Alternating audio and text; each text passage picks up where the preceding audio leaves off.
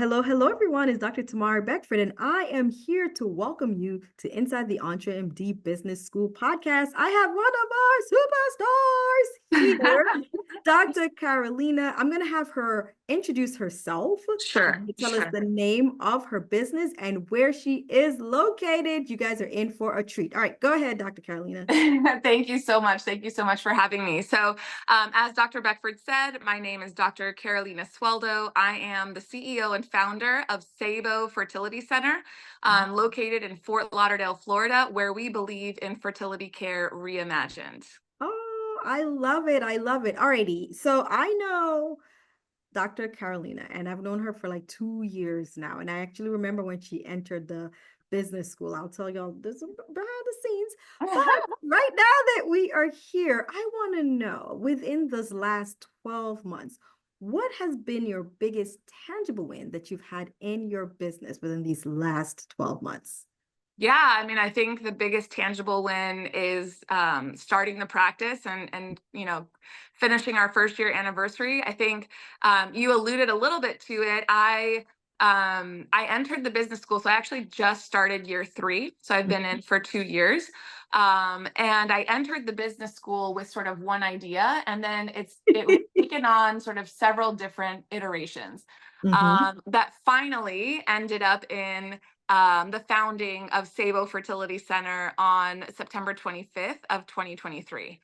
And basically what it really was not my first thought. I did not have the plan of starting my own practice. It really came down to, I wasn't satisfied with the options that I saw or the offers that I saw in the market, and so decided to do it myself. It was really a bootstrap like operation, right? I self-financed through locums work. And I think the total startup costs were something like 75 to 80K, somewhere in that range. And it was messy. Like, for somebody who is super type A, super OCD, very methodical and planned, it was definitely not how I envisioned it going. But we turned a year old. I paid back all my startup costs. I'm operating in the black, so I will have profit at the end of the year to distribute to myself, and hopefully can start taking a regular salary in year 2. So pretty exciting for a first year. Oh, wow. So for those who are listening, I'm going to recap what just happened, right? Because you're probably like, wait, what? What? I know. Okay, so Dr. Sueldo, she came into the business school, like we said, 2 years, going on 3, came in with, different ideas, and she's like looking at the market. And by the way, she is a fertility specialist, REI. And she's like, I don't really like what I see out there. As most people in the business school, they come in and they're like, you know what? I guess I am the answer. I'm going to go out there and I'm going to go ahead and do it the way that I know, and, with high level and high quality. So she goes and she starts this business. But Carolina is a type A. I want it to be organized, all my ducks in a row, and I want it to be super, super following the method that I have in my head of how this is going to be. And business is like, okay, come on in. And it doesn't go as planned. However, despite all of that, and you mentioned that you worked and you self-funded.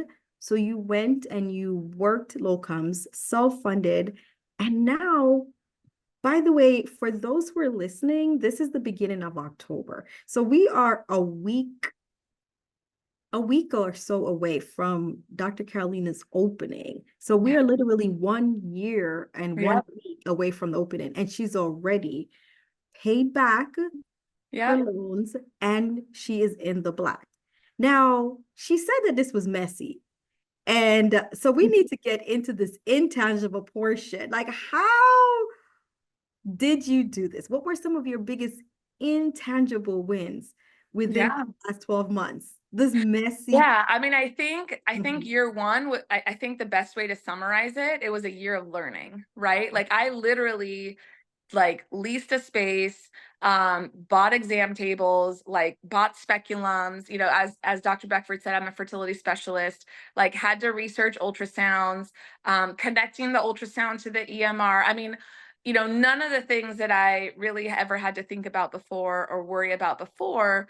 Um, the flip side is I got to really sort of tailor it, right? So the office is decorated to my taste. Mhm. We really made it warm, inviting. We made a space. We made a relaxation room for patients for before and after appointments. We Mhm. put up a screen with a wireless router so patients could follow when getting ultrasounds or procedures. So just little details like that, Mhm. that really, in my mind, would make a difference for the patient experience. So that was really cool. It was hard, but it was cool to know that like it had my stamp or my staple on it. Mhm. And then I think the other thing is just the feedback that I've gotten from patients in the last year. So I don't know if I mentioned this in the beginning, but I moved from another state. So the reason I decided to bootstrap is because I was completely unknown in the community, and really needed to establish a patient base, establish my referral sources, become known before I decided to take on, a big building or a big build out of an IVF lab or things like that. So it was very intentionally done, sort of the bootstrap low cost approach. Mhm. And so when you look at the intangible wins, like at the end of year one, being voted the best doctor in the city of Fort Lauderdale by Fort Lauderdale Magazine, so by their people, Mhm. able to proclaim or get the mayor to proclaim National Infertility Awareness Week for the city of Fort Lauderdale, Mm. establishing myself as sort of a name in the community. I still have work to do, but I would say we've come a really, really long way in a really short period of time. Absolutely. Absolutely. Wow. So how would you say that the mind that you were able to handle some of this, or how did the business school help you to handle some of these messy portions? Yeah, yeah.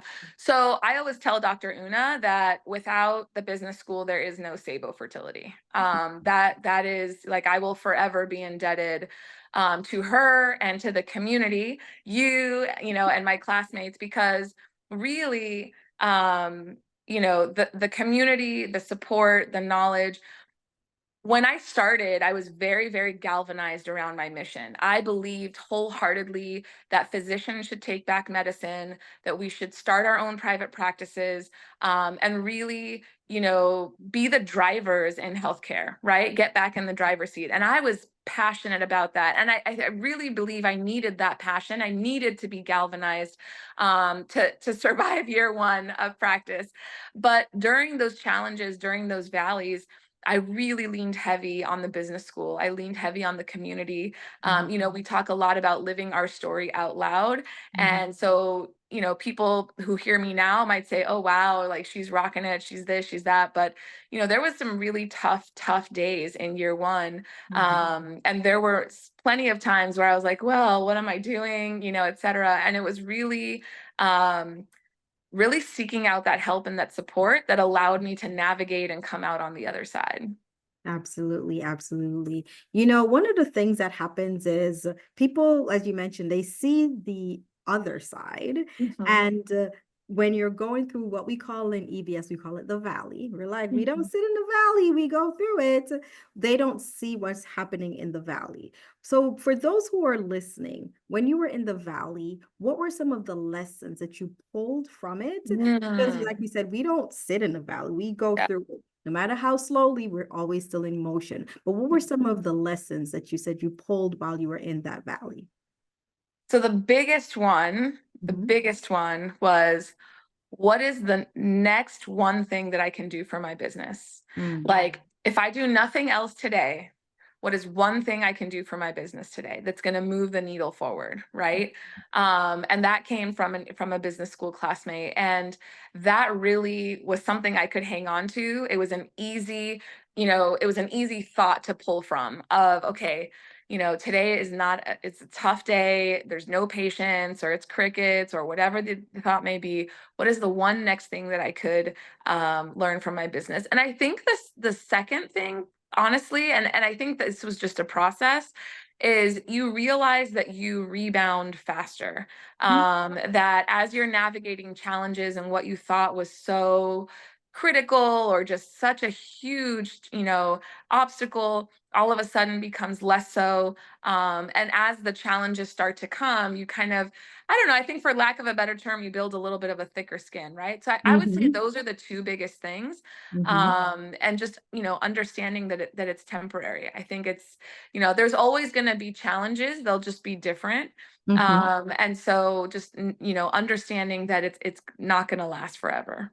I love it. And that's so true for life and for just as you pulled it in as a part of the business where you'll have challenges and days where it just looks like either nothing's working or wow, I don't even know why I started this or but as you said, you pull in from those days and you said, well, what is one thing that I can do? And it's Yeah. almost like that 1% rule, right? Okay, Yeah. I'm just going to do 1% because that might be all that you have at that time, but that's still putting you in motion. That's And still I'll just giving you. add, Mm-hmm. sorry to interrupt you, but I'll just No, go add ahead. like sometimes I would get to like 5, 6 o'clock at night and I had not done that one thing. And I would join, I would go into the Facebook group and I really just get so inspired when I go in there. Like there's just docs that are just crushing it, right? And so you go and you get inspired. You're like, you know what? I can send one email or I can Mm-hmm. do one post or I can check one chart off or whatever it may be, right? Like Mm-hmm. do one thing. And so sometimes having that network and that community is just not for support, but also for inspiration to action too.